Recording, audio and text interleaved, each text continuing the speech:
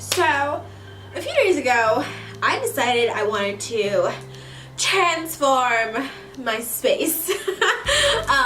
Living in an apartment is like the most annoying thing when it comes to decorating because you can't like put holes in the wall or anything like that.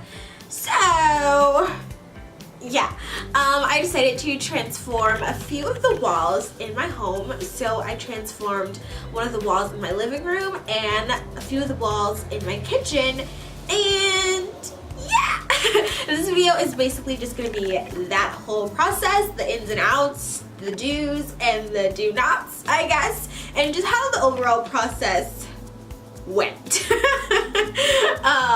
So yeah, I know I keep saying I'm gonna do an apartment tour on like Instagram and Snapchat and like everywhere. I've been saying I'm gonna do an apartment tour, and I am gonna do an apartment tour, but it's like every single day I decide to change something else or add something else, and it's not complete yet. So until it's complete, I decided I'm just going to share with you guys all the little random things that I'm deciding to do to my home.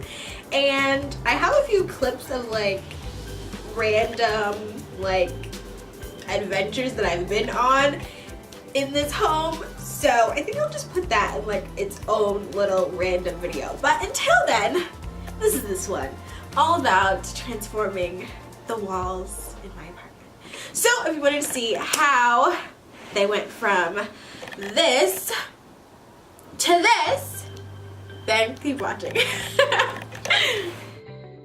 So jumping straight into this video, this is what the walls of my apartment looked like before I did absolutely anything to it.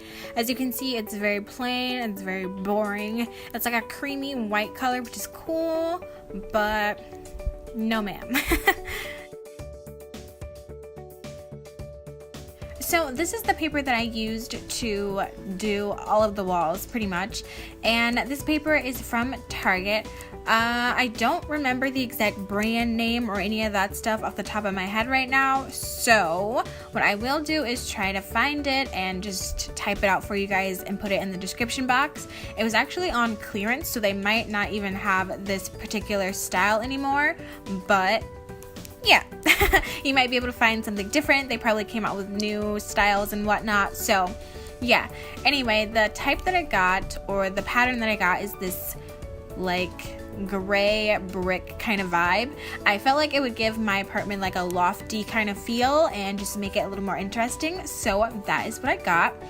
And if you're wondering, this paper is apartment safe, which is really cool. So all you really need to do with it is just, you know, cut your desired shape or size and then peel off the backing and then stick it to the wall that you want to put it on. And that's pretty much it.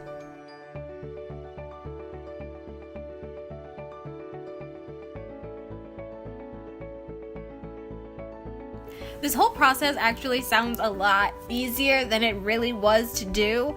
I feel like doing one wall took maybe an hour or more to actually complete, which is ridiculous. But dealing with this sticky paper was such a mess.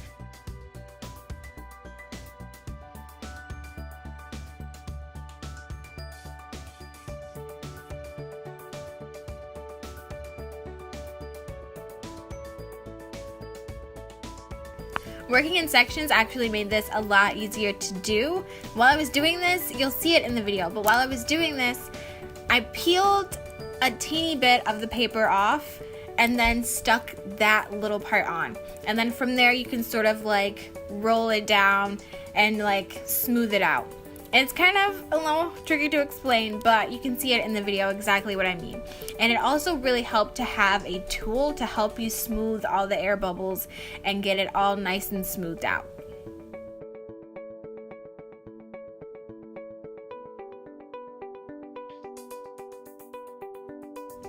I was real stupid when I was doing this, because when I first started this project, I only got one roll of this paper, and somehow I thought that that would be enough for me to do my wall, and it was not. So the one roll that I had was enough to cover these two little panels of my wall, and then a little bit on the bottom, and that was it. So obviously you will need a lot of these rolls. I think I grabbed like 6 of these rolls, and yeah, that was enough for me to do this wall and my kitchen walls, and I still have a little bit left over. So if you're trying to do like a huge wall like I have right here, then you will definitely need maybe like 5 or 6 rolls of this paper to fill up the entire wall. So, pro tip. You'll need a lot of paper and spend a lot of dollars.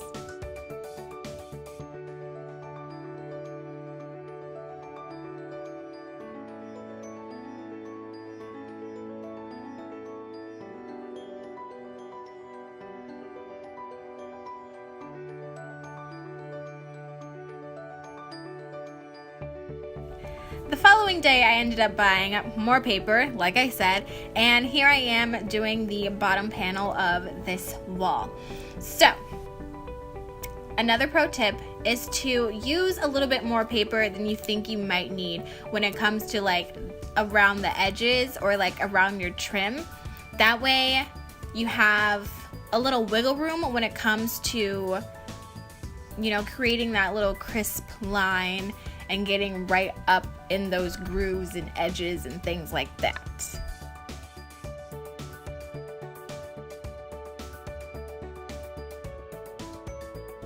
Another important tip for this particular wallpaper design that I have was making sure that I matched up the brick patterns, because if I didn't, it would just look absolutely ridiculous. So that also took me a lot of time making sure I matched up each little line or indentation or whatever with the previous piece that I just put down, which took forever because some of the lines were thinner, some were thicker, some had more of that white color that you see than others. So that was honestly one of the trickiest parts of this, was figuring out the lines that matched the previous line, if that makes any sense. So that's definitely something that you want to pay attention to when you are working with this paper and a pattern. If you were just using like a color, it probably wouldn't be so bad, or a pattern that didn't really have lines or anything like that. I know they have like a polka dotted one and like some that just looks like speckles and things like that.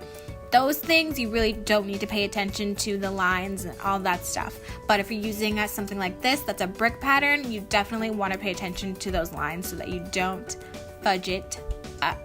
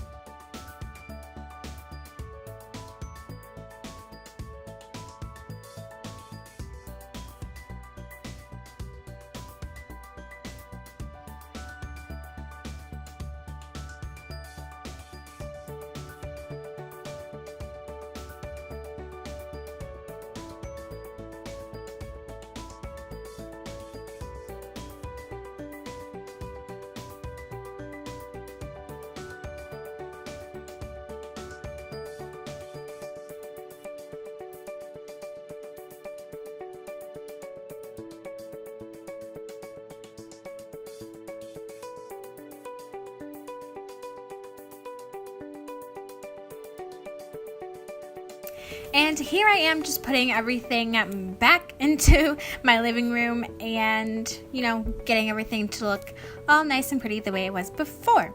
And this is also the finished wall and how it looked at the end.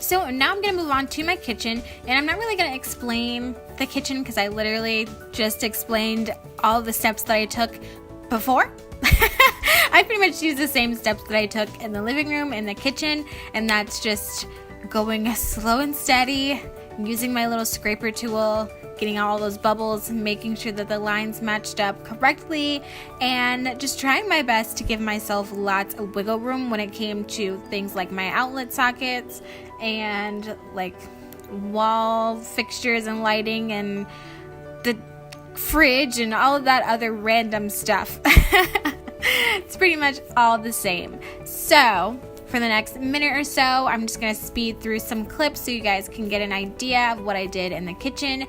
And yeah.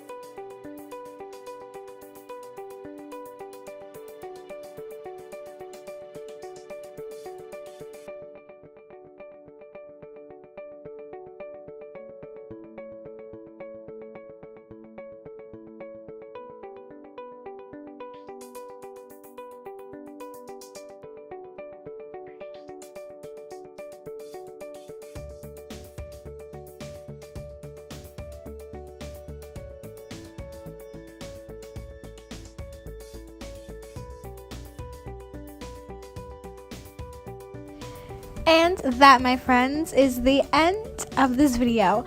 I hope you guys enjoyed watching me transform my walls, and hopefully it gave you guys some inspiration to transform your space. And yeah, that's pretty much it. I will see you guys in the next video, and make sure you are subscribed and you like this video, and you know, be sure to come back and all that good stuff. See you later, guys. Love you. Bye.